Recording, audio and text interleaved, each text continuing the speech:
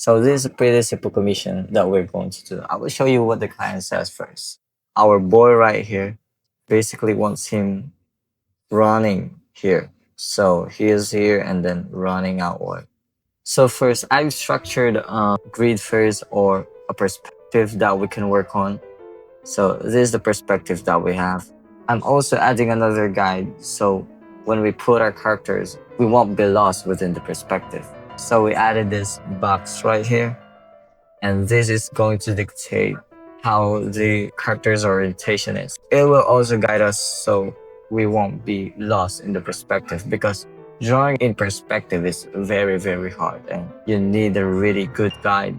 This is not a really good guide, so I'm just, look at this, what is this? So it is not a really precise and 100% absolute guide. This is just a guide. So I'm just eyeballing this one.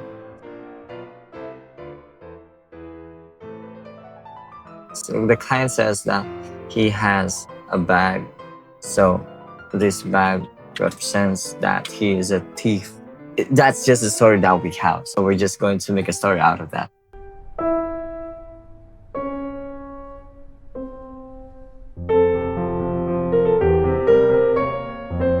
A solid rough will build a solid sketch. So we need that really good base of a rough. That rough is our foundation. Now we have our sketch and I think it's looking good. So if we can see, we have this right here. The client basically says that there is a magic hand, and I just learned that a magic hand is a term for D&D that I think it's a skill, yeah. The magic hand is carrying a broom, so this is the broom. At first, I'm also contemplating on the expression whether I should make him smile or more like this expression. But eventually, I just go with angry and rushed expression. So we really sell that mood that he is running because he is a thief. After the sketch, we're going to send this to our line and colorist. He will have to do all that work and then we can do other things.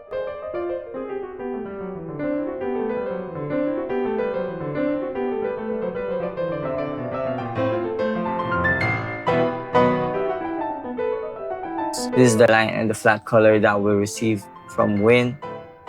I think it looks good, but it needs some adjustments. I just applied this, and this is basically the adjustment that I have because I think the colors are really popping. So with flats, I really want it to look flat so I can play with the colors a bit more. So for the background, we're just starting off with a sketch, and this is what I basically got just from the reference that we have. I do really think that the distortion of the perspective is really affecting the background. I know how to do it, but I don't know how to apply it. I'm just really trying my best to implement the background on this one. I'm trying to do an approach where it's looking a very painterly background. I don't really want something that is very detailed. I just want some background for my characters. Something like here. And the imperfections of the painting is making a detail on the painting. Here we have some of the imperfections.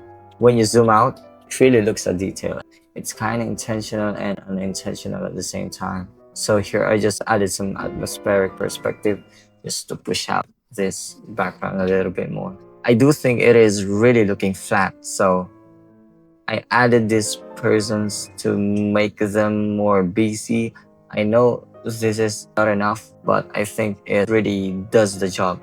Also added another one on that. And of course, the color dodge. You can't forget about that. This will really pop that lighting in there.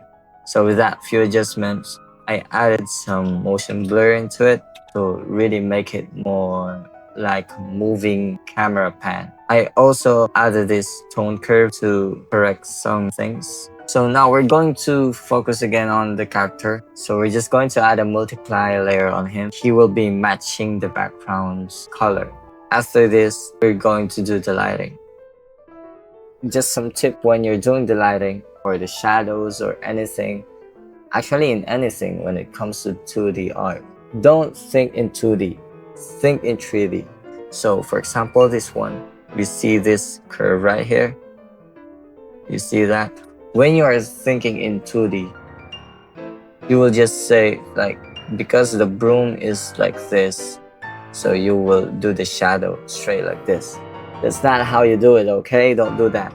So because this has a volume, this has a 3D shape, it is doing something like this, you know? Now you can imagine how the shadow will wrap around that object. So in this case, the shadow wraps around here. You see what I mean? So that's just a quick tip, and I'm implementing that on every part of this illustration. So now we're just going to add some bounce light here, here, to explain what's happening in the light. The light is going this way and then bouncing out. So we can see here, and it's bouncing out on that mirror. So here, then here. He is basically on that sunlight, so he is casting the shadow right here. With this light here, from the top here, it is bouncing into his clothes and into his face. So we can see those bounce light here. So with multiply layer, I'm accomplishing a lot of things here because I'm doing ambient occlusion. So this is where light isn't really present, and also I'm using it as just a basic shadow just to represent more volume. Now we've added some highlights. His hair looks shiny here, and he looks like he wears a gel. The tactic that I use for this one is just apply some and then erase some. So that's how I achieve this look, and it is pretty fast, something like that. That's a very efficient way when you're doing some effects like this, because I really had fun doing this one. I added some here. This one makes him more energetic and full of life. We see how fast he is going, how energetic he is doing. Also added some flakes there. Why the sunset looks so good when it's casting a shadow. So I don't know, I forgot what you call this effect. I added it here. Tell me in the comment sections what this is called, because I really forgot what this is. This is now the final illustration.